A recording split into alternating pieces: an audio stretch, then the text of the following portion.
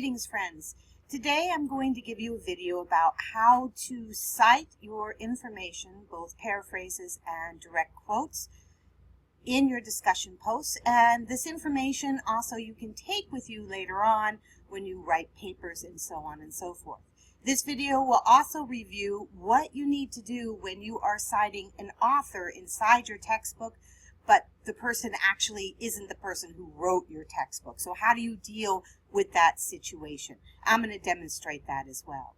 So here's a pretend discussion post. And in this discussion post, I have included about 200 words. It's 208 words total, if you see down here. 208 words total along with my ending citation.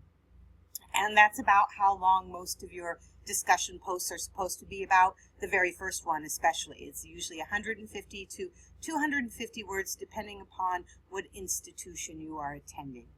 So let's just go over this post real quick. The humanities is often defined as the creative studies outside of the world of math and science, or what we now term as the STEM studies: science, technology, engineering, and math. And then I have Martin, page 1.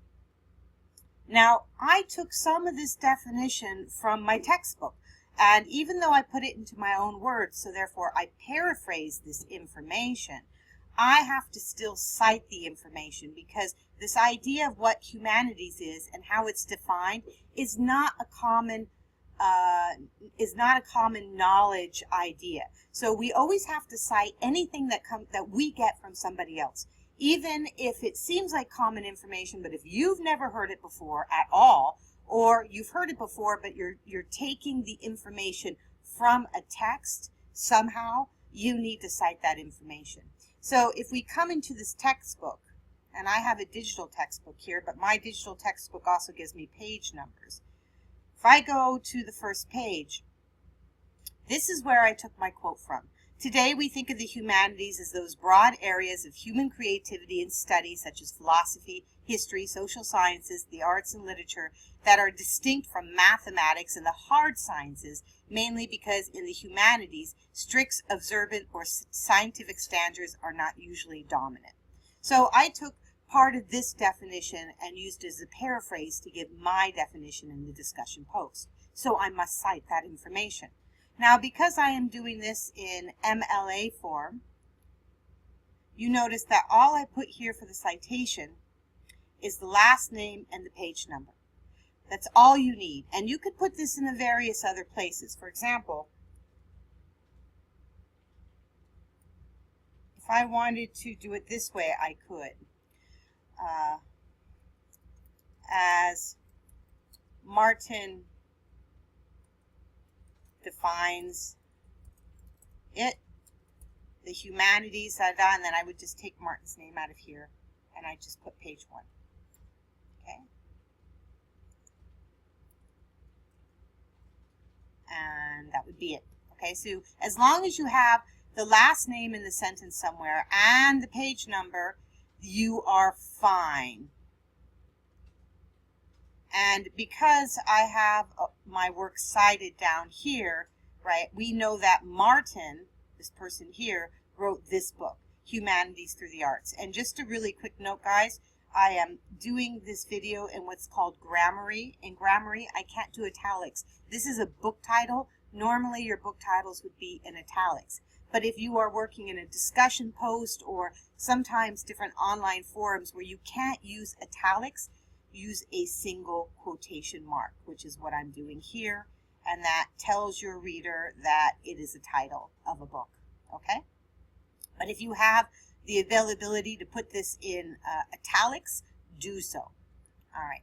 So we could also then make this citation look like this. Now let's keep going on. I'm going to delete this example here. And a lot of this stuff you can find in our classroom as well. And then I go on.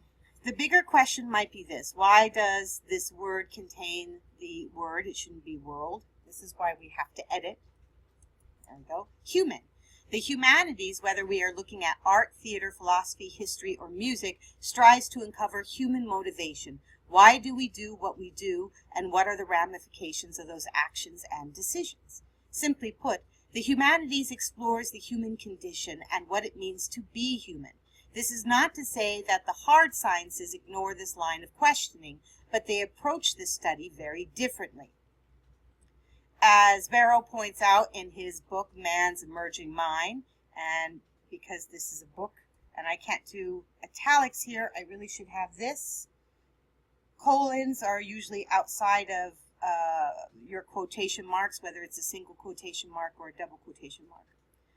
The statement you often hear that is seeing is believing is one of the most misleading ones a man has ever made, for you are more likely to see what you believe than believe what you see. To see anything as it really exists is about as hard an exercise of mind and eyes as it is possible to perform.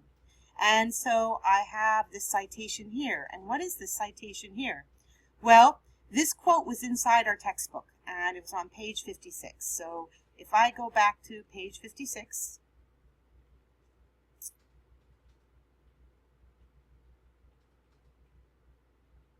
bring this into view, this is where I got the quote, right here. Okay, so we know that this quote did not come from the author of our textbook. His last name is Martin, right? It comes from somebody else, but he's being quoted inside our textbook. Okay, so this is a secondary source, and we need to deal with this issue in one of two ways. First, we have to say who gave this quote, but second, we have to say where this quote came from, that we got the information, not where it was originally put in this particular case. So if we go back over here, the way I handled it is this: Barrel as cited by Martin. So this is basically telling our reader that I didn't get this from Barrel's book. Okay, I did not get this direct quote from Barrel's book. I got this quote actually from my textbook that is through Martin. And then I have the page number, and the page number refers to, once again, my textbook where I got the citation. And then at the end, everything is followed by a good citation. This is the book citation. And I put this little line here to make a differentiation, a distinct differentiation between my post for this discussion and the works cited citation. And that's a really quick overview of how to do quotes using MLA form in your discussion posts. Let me know if you have any questions, and I'll be happy to get back with you. All right. Aloha.